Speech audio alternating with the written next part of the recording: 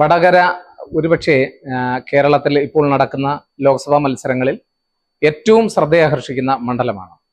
ഒടുവിൽ ഏതാണ്ട് വാഗ്വാദങ്ങളും അതുപോലെ തന്നെ പരസ്പരം ചെളിവാരി എറിയൽ എന്ന് വേണമെങ്കിൽ പറയാവുന്ന തരത്തിൽ അവിടുത്തെ പ്രചരണ രംഗം കലുഷിതമാവുകയാണ്. ഷാഫി പറമ്പലിനെതിരെ വലിയ ഒരു ആരോപണം ഉയർന്നിരിക്കുകയാണ്. അദ്ദേഹം ശൈലജ ടീച്ചറെ വ്യക്തിഹത്യ നടത്തുന്ന തരത്തിൽ അദ്ദേഹത്തിന്റെ ക്യാമ്പ് അണികൾ പ്രവർത്തിക്കുന്നതായിട്ടുള്ള ആരോപണം ഉന്നയിച്ചിരിക്കുന്നു, പരാതികൾ കൊടുത്തിരിക്കുന്നു. തിരിച്ച് പല കാര്യങ്ങളും അവരും ഉന്നയിക്കുകയാണ്. കള്ളവോട്ടിനെ സംബന്ധിച്ചും ബോഗസ് വോട്ടിങ്ങിനെ കുറിച്ചുള്ള പരാതികൾ അവർ ഉന്നയിക്കുന്നു. എന്തായാലും ഒരു കാര്യം ഉറപ്പാണ്, അവിടുത്തെ രാഷ്ട്രീയം ഏതാണ്ട് വലിയ ഒരു തലത്തിലേക്ക് മാറുകയാണ്. അവിടുത്തെ തെരഞ്ഞെടുപ്പ് ചർച്ചകളെല്ലാം തന്നെ ഷാഫി പറമ്പിൽ കളം നിറഞ്ഞാടുകയാണ്. ഒരുപക്ഷെ പാലക്കാടിന്റെ മണ്ണിൽ നിന്ന് അപ്രതീക്ഷിതമായിട്ടാണ് ഷാഫി വടകരയിൽ എത്തുന്നത്. ഒരുപക്ഷെ മുരളീധരനായിരുന്നു മണ്ഡലത്തിൽ മത്സരിച്ചിരുന്നതെങ്കിൽ ഒരുപക്ഷെ നിഷ്പ്രയാസം പറയാൻ കഴിയുമായിരുന്നു ശൈലജ ടീച്ചർ വളരെ വലിയ മുൻതൂക്കം നേടുമെന്ന്. കാരണം പലതരത്തിലുള്ള ഒരു ആന്റി ഇൻകംബൻസി ഫാക്ടർ ഒരുപക്ഷെ അദ്ദേഹത്തിനെതിരെ ഉണ്ട്, മുരളിക്കെതിരെ ഉണ്ടെന്നൊക്കെ പലരും പറയുന്നുണ്ടായിരുന്നു പല അർത്ഥത്തിലും. പക്ഷെ എന്നാൽ ഇപ്പോൾ ഷാഫി മണ്ഡലത്തിൽ എത്തുമ്പോൾ അദ്ദേഹം ഒരു നാഷണലിസ്റ്റ് മുസ്ലിമാണ്, ഒരു ദേശീയവാദിയായ മുസ്ലിമാണെന്നുള്ളൊരു പ്രത്യേകതയുണ്ട്. പ്രത്യേകിച്ച് അദ്ദേഹത്തിന്റെ എൻട്രി തന്നെ ഒരു മാസ് എൻട്രി എന്ന് നമുക്ക് പറയാവുന്ന തരത്തിലാണ് അദ്ദേഹം വടകരയിലേക്ക് എത്തുന്നത്. അവിടെ CAA-ക്കെതിരെ നടത്തിയ പ്രക്ഷോഭങ്ങൾ, നമുക്ക് ആളുകളെ ഉന്നയിച്ചുകൊണ്ട് നടത്തിയ റാലി ഇപ്പോഴും നമ്മുടെ മനസ്സിലുണ്ട്. മാത്രമല്ല വളരെ നല്ല തരത്തിൽ മികച്ച ഒരു മോറലിസ്റ്റിക് ആയിട്ട് ധാർമ്മികമായ രാഷ്ട്രീയ പ്രവർത്തനം നടത്തുന്ന നല്ലൊരു ചെറുപ്പക്കാരനാണ് എന്നുള്ളൊരു ഇമേജ് ഷാഫിയെ സംബന്ധിച്ചിടത്തോളം ഉണ്ട്. മറിച്ച് ശൈലജ ടീച്ചറിനെ സംബന്ധിച്ചിടത്തോളം കേരളം കണ്ട ഏറ്റവും നല്ല, ഒരുപക്ഷെ കേരളം പ്രതിസന്ധി ഘട്ടത്തിലൂടെ പോയപ്പോൾ കേരളത്തെ വളരെ ശക്തിയായി മുന്നോട്ട് നയിച്ച ഒരു നല്ല ആരോഗ്യ വകുപ്പ് മന്ത്രിയാണ് എന്നുള്ള ഒരു ഖ്യാതി അവരെ സംബന്ധിച്ചിടത്തോളം ഉണ്ട്. നിരവധി പുരസ്കാരങ്ങൾ നേടിയ വനിതയാണ്. മാത്രമല്ല രാഷ്ട്രീയ രംഗത്ത് അവരെ സംബന്ധിച്ചിടത്തോളം നല്ല മതിപ്പാണ് കേരള ജനതയെ സംബന്ധിച്ചിടത്തോളം ഉള്ളത്. ചുരുക്കി പറഞ്ഞാൽ കേരള രാഷ്ട്രീയത്തിൽ ഏറ്റവും സ്വീകാര്യരായിട്ടുള്ള രണ്ട് നേതാക്കന്മാർ തമ്മിലാണ് അവിടെ മത്സരം നടക്കുന്നത്. പക്ഷെ ശ്രദ്ധിക്കേണ്ടുന്ന ചില സംഗതികൾ ആ മണ്ഡലത്തെ സംബന്ധിച്ചിടത്തോളം ഉണ്ട്.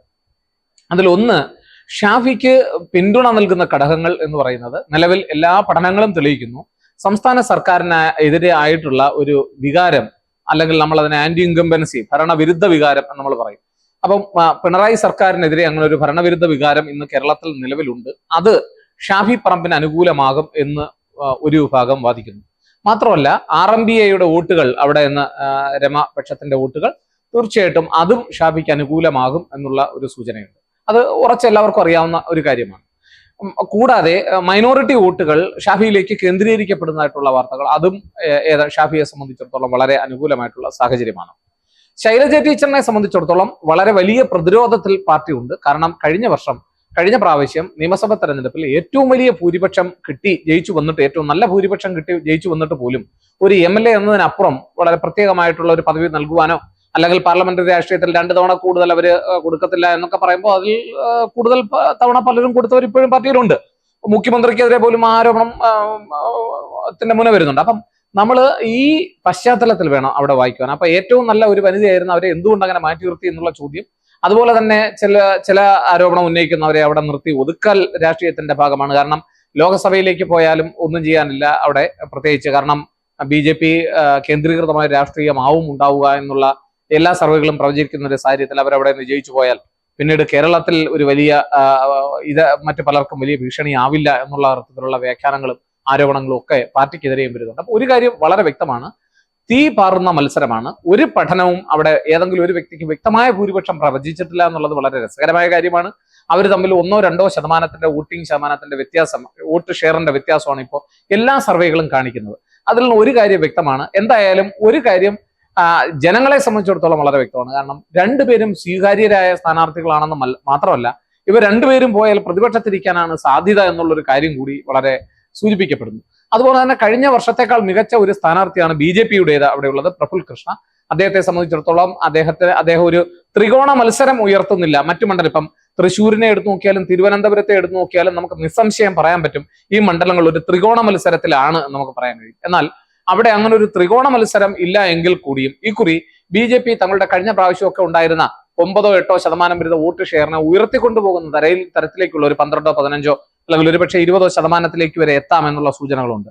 അപ്പൊ ഈ വോട്ടുകൾ ആരുടെ വോട്ടുകളായിരിക്കും എന്നുള്ള, അല്ലെങ്കിൽ അങ്ങനെ വോട്ടുകൾ കിട്ടുന്നുണ്ടെങ്കിൽ അത് ആരുടെ വോട്ടുകളാകും എന്നുള്ളതാണ് ഏറ്റവും പ്രധാനമായി വരുന്നത്. അപ്പൊ ഈ പറഞ്ഞ ഘടകങ്ങൾക്ക് ഒക്കെ തന്നെയാണ് നിർണായകമായി വരാൻ പോകുന്നത്. അതിനോടൊപ്പം തന്നെ പാനൂരിലെ ബോംബ് രാഷ്ട്രീയം നമുക്കറിയാം. അവിടുത്തെ ബോംബ് പൊട്ടിയതും ഒരാൾ മരിച്ചതും അതുമായി ബന്ധപ്പെട്ടിട്ടുള്ള ആരോപണങ്ങളും നമ്മൾ കണ്ടതാണ്. പാർട്ടി നിഷേധിക്കുന്നു. എന്നാൽ അതേസമയം പാർട്ടിയുടെ അനൌദ്യോഗികമായ പിന്തുണ ചില കാര്യങ്ങളിൽ ക്രിമിനലുകൾക്ക് ലഭിക്കുന്നു. ഇങ്ങനെയുള്ള ആരോപണം വളരെ ശക്തമായി വരുന്നൊരു സാഹചര്യം ആ മണ്ഡലത്തെ സംബന്ധിച്ചിടത്തോളം നിലവിലുണ്ട്.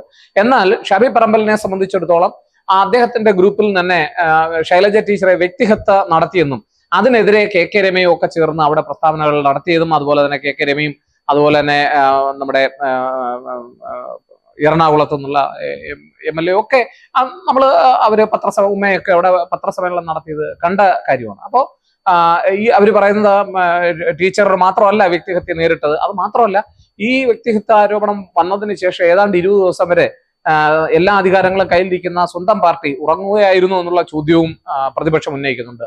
ഇതുവരെയും പ്രതികളെ വേണ്ടത്ര തരത്തിൽ അറസ്റ്റ് ചെയ്യുവാനോ അതിലേക്ക് എത്തിയുവാനോ കഴിഞ്ഞിട്ടില്ല. ഇപ്പൊ ചില സൂചനകളൊക്കെ കൊടുക്കുന്നു, അല്ലാതെ കാര്യമായ പുരോഗമനം അക്കാര്യങ്ങളിൽ ഉണ്ടാകുന്നില്ല എന്നുള്ള. അതുപോലെ തന്നെ നമ്മുടെ മീഡിയ എടുത്തു നോക്കാമെങ്കിൽ പ്രത്യേകിച്ച് സമൂഹ മാധ്യമങ്ങളിൽ ഒരുപക്ഷെ വളരെ വലിയ തോതിൽ പ്രവർത്തിക്കാൻ കഴിയുന്ന ഒരു സംഘടനയാണ് CPM എന്ന് പറയുന്നത്. എന്നാൽ ശൈലജ ടീച്ചർക്ക് അത്ര വലിയൊരു പിന്തുണ വടകരയിൽ കിട്ടുന്നുണ്ടോ എന്നുള്ള സംശയങ്ങളും ചിലരെങ്കിലും ഉന്നയിക്കുന്നു. ഒരു കാര്യം ഇതിൽ നിന്നൊക്കെ വളരെ വ്യക്തമാണ്. തീ പാറുന്ന മത്സരത്തിൽ ശൈലജ ടീച്ചറെ സംബന്ധിച്ചിടത്തോളം അവരുടെ പ്രശ്നങ്ങൾ ഉണ്ടാകുന്നത് സ്വന്തം പടയിൽ നിന്ന് തന്നെയാണോ അല്ലെങ്കിൽ സ്വന്തം പക്ഷത്തിൽ നിന്ന് തന്നെയാണോ എന്നുള്ള വിമർശനങ്ങൾ ഉണ്ടാകുന്നു. ഷാഫിയെ സംബന്ധിച്ചിടത്തോളം അവിടെ ഒന്നും നഷ്ടപ്പെടാനുള്ള ഒരു ചെറുപ്പക്കാരനാണ്. പാലക്കാട് മണ്ഡലത്തിൽ നിന്ന് എത്തിയതാണ്. എന്തു വില കൊടുത്തു ഇത് നേടുക എന്നതിനപ്പുറം ഷാഫിക്ക് ഒന്നും തന്നെ ഇല്ല. അപ്പോൾ ഇവിടെ ഒരു വലിയ തരത്തിലുള്ള ഒരു ഭരണവിരുദ്ധ വികാരം എല്ലാവരും പറയുന്നത് പോലെ ഉണ്ടാവുകയാണെങ്കിൽ തീർച്ചയായിട്ടും ഷാഫിക്ക് വിജയം അനായാസമാവും. അതല്ല എങ്കിൽ മറിച്ച് BJP വളരെ വലിയ തോതിൽ വോട്ട് പിടിക്കുകയും അതൊരു പക്ഷേ ഷാഫിയുടെ വോട്ടുകൾ ഏതാണ്ട് മൈനോറിറ്റി വോട്ട് പൊളിറ്റിക്സിന്റെ ഭാഗമായി കുറെ വോട്ടുകൾ ഷാഫിയിലേക്ക് വരുമ്പോൾ ഷാഫിയിൽ നിന്ന് കുറെ വോട്ടുകൾ അതുപോലെ തന്നെ അകന്നു പോകാനുള്ള സാധ്യതയും ചിലരൊക്കെ കാണുന്നുണ്ട്. അങ്ങനെ സംഭവിച്ചാൽ തീർച്ചയായിട്ടും വിജയം ശൈലജ ടീച്ചർക്കും ആകും.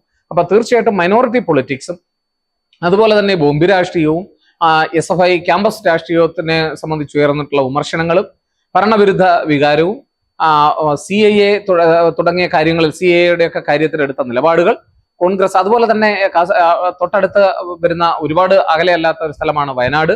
രാഹുൽ ഗാന്ധിയുടെ മത്സരം, അതിന്റെ ഒരു സ്പിൽ ഓവർ എഫക്ട് എന്ന് വേണമെങ്കിൽ നമുക്ക് അതും ഈ പറയുന്ന വടകര മണ്ഡലത്തിൽ കാണാവുന്നത്. ചുരുക്കി പറഞ്ഞ ഈ കാരണങ്ങളൊക്കെ കൊണ്ട് തന്നെ ഏകദേശം ഷാഫി പറമ്പിൽ ഇപ്പോൾ ഒരല്പം പിന്നിലാണെങ്കിൽ കൂടി മുന്നിലെത്താനുള്ള സാധ്യത നമുക്ക് തള്ളിക്കളയാനാവില്ല. അതുകൊണ്ട് തന്നെ ഇരുപക്ഷവും തീപാറുന്ന പോരാട്ടമാണെങ്കിലും ഇപ്പോൾ പല ഘടകങ്ങളും ഷാഫിക്ക് അനുകൂലമാകുന്നു. അതൊക്കെ വോട്ടായി മാറുന്നു എന്നുള്ള കാര്യങ്ങളാണ് ഇനി നമ്മൾ കാണേണ്ടത്.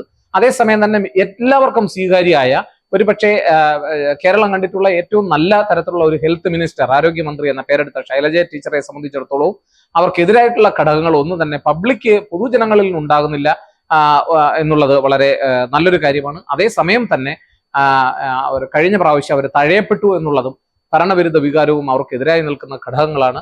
വടകര മണ്ഡലത്തെ സംബന്ധിച്ചിടത്തോളം എനിക്ക് അത്ഭുതം ഉണ്ടാകുന്ന ഒരു കാര്യം, പലരും പറയുന്നു വടകര എന്ന് പറയുന്നത് ഒരു ഇടതുപക്ഷ മണ്ഡലമാണ് എന്നുള്ളതാണ്.